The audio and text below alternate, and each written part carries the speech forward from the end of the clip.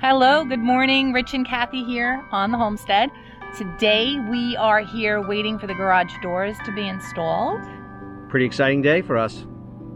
Got a good day for it. It's supposed to hit like 50 degrees today or something. And the sun is shining. It's beautiful. Just take a look at some of the mud that we're dealing with today because it's so warm. It's like a giant mud pit. Yeah, pretty cool. Is thawing out. Yeah, and you hear the generator in the distance because Rich is going to go in the garage and take care of a few things that he needs to do for the people that are putting the garage doors in. I'm going to sit in the trailer and make a video to share our floor plans with you. A lot of people are curious about the floor plans and curious about what we're doing and why we're doing it. So I'm going to sit down and share that with you while Rich works in the garage and gets ready for the doors.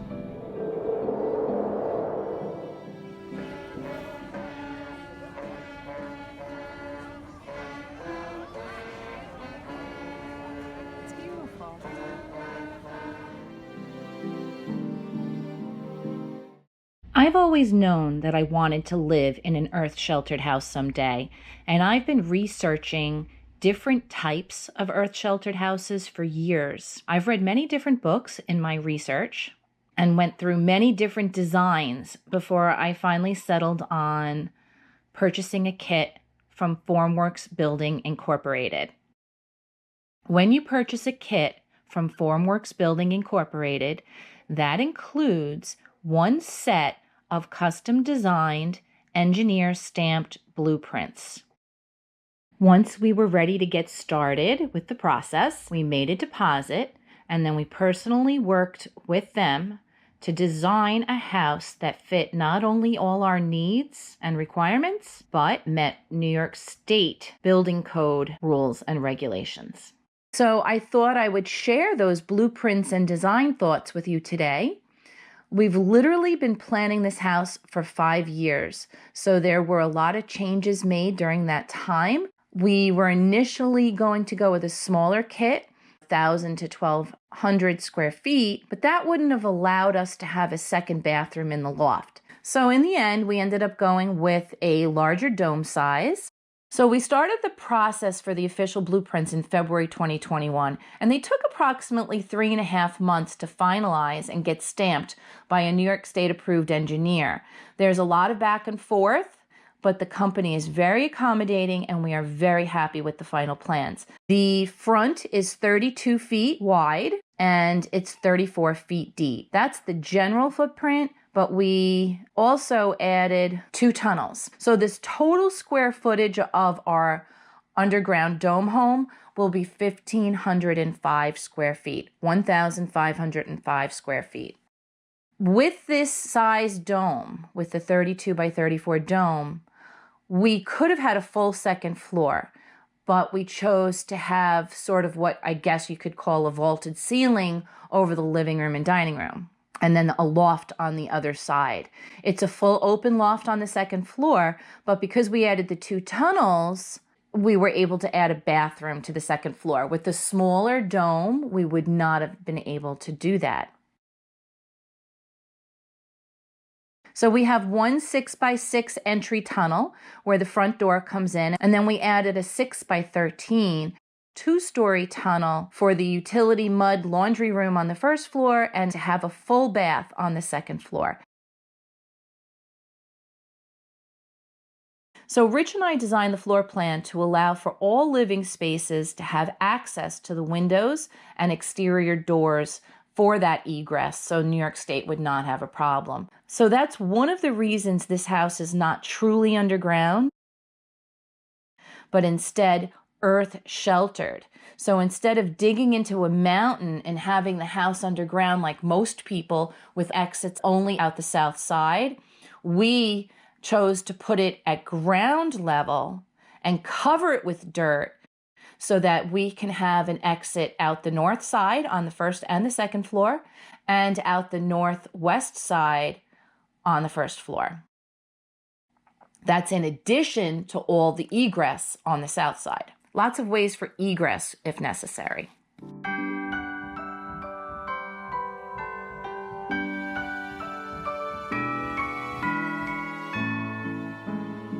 We purposely designed into the plans the large utility, laundry, and mudroom. Since there's no basement, we needed to incorporate that space specifically into our plans for this purpose.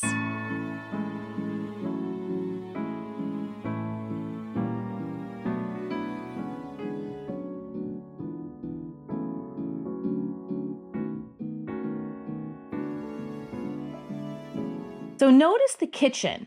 It's kind of in the middle of the house. We did this on purpose. One of the things we really wanted to avoid was those curved walls. Because this is a dome home, all the walls except for the south-facing wall are curved.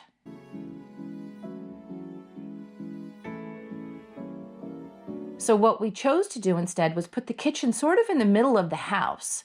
And that way we have straight walls that will accommodate the upper kitchen cabinets with no problem.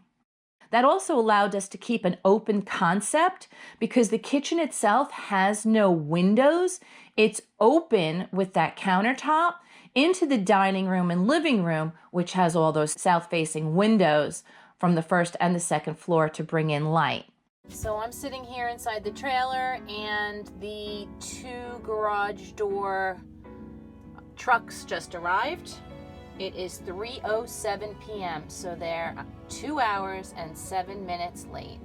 But considering how long we've been waiting for these doors, it's a small price to pay to be able to have our garage buttoned up for the winter. A lot of people have mentioned that it's probably going to be really dark in the house, but I just want to point out that all the main rooms in the house have windows. So the living room and dining room have huge windows on the first and second floor that will bring in light, and that also goes into the kitchen. The bedroom has windows all along the front. The loft has windows all along the front. The front is the south side. And we purchased doors for the north side of the house that had windows to allow light in that way. We have a lot of other ideas on how to get more light around the house, but I really don't think that's a problem. And if we paint the ceiling or the top of the dome white, that will reflect all that light down in all different directions. All the entryways into the house, with the exception of the south entry, are enclosed. The cold air in the winter mostly comes from the north side of the house. So the tunnel entry has 2 doors so that you can come in the first door, take off your hats, your gloves, your coats, etc., and then go into the second door. And that kind of creates a barrier from allowing the cold air in. And the same thing with the utility room. You walk in one door, you're in the laundry room, the utility room, and then you have a second door to enter the house.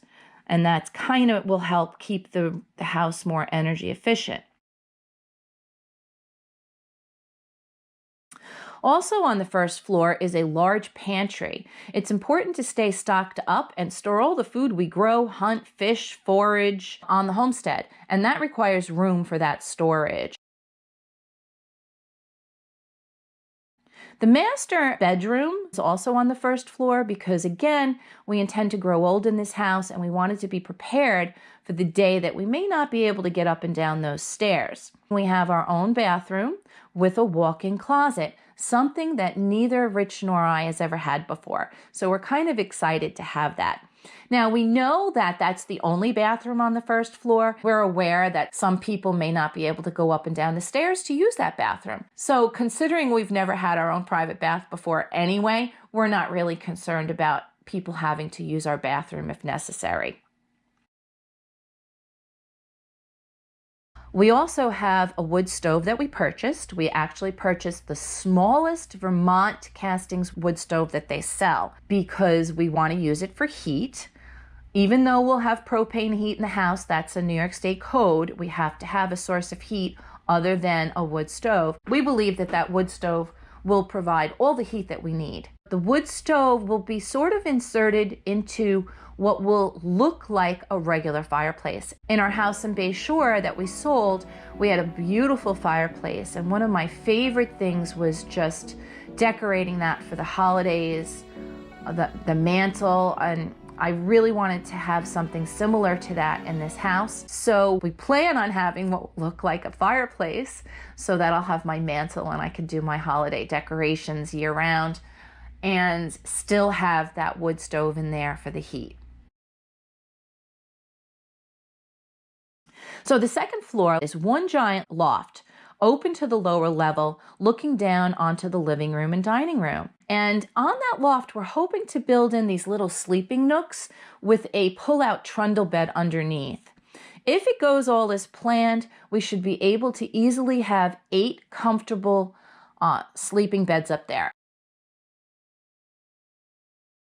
If we do have people sleeping over, we've really thought that it would be terribly uncomfortable for them to have to go all the way down the stairs and all the way to the back of the house by the utility room in the middle of the night to find a bathroom. So anticipating our kids and our grandkids and other people staying over with us, we really wanted them to have a place upstairs that was a little more private and comfortable where they could shower and use the bathroom and not have to have that inconvenience. We seriously could not see having a 1-bedroom house with a loft having 3 bathrooms. Even if it was a half bath on the first floor, it just doesn't make any sense.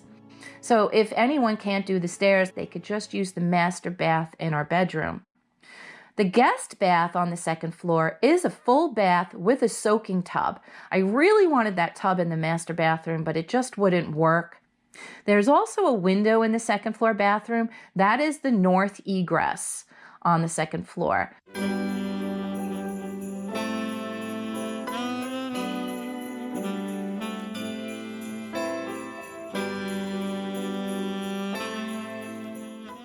What I love the most is the 48-foot by 10-foot porch that we'll have on the south side.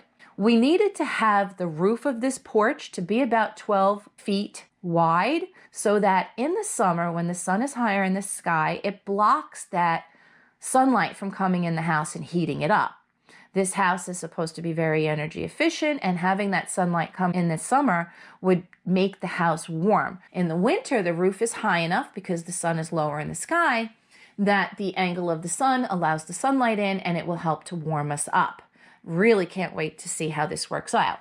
But because of that, we have this awesome 48-foot long by 10-foot wide porch, and we plan on screening that porch in so that we can have more outdoor space for a longer time of the year. I don't know if you've ever been up here, but we have another season up here, and that is black fly season, and it is absolutely brutal. So a screened-in porch will protect us from those black flies, it will protect us from the mosquitoes, and it will expand our living space. If you look at the door between the living room and the porch, it's a quadruple slider, meaning those 2 middle pieces slide open and can stay open, and that can just make our living space that much bigger during the nicer times of the year when we could be outside, which is the whole point of living up here in the first place, is because we just love being outdoors. So the plans are always changing. They're still changing a little bit here and there. Nothing structural that would cause us to have to modify for the permits, but we've already made changes in the kitchen based on the cabinets we recently purchased on Facebook Marketplace, which is fine. There's so many cabinets. We decided to put the refrigerator under the stairs, but we're going to need to do some more measurements and things after the house is built. Yay, garage! All right, it's getting late, it's getting dark, let's go. So there are still small changes being made like that, but it's all just so exciting, and we can't wait to get started this coming spring. We really hope that you join us and follow along to see how our off-grid, earth-sheltered dome home build progresses. If you have any questions, we would love to hear them, and we'll be happy to answer them in a future video. Thank you so much for joining us. Rich and I wish each and every one of you a happy, healthy, and safe New Year.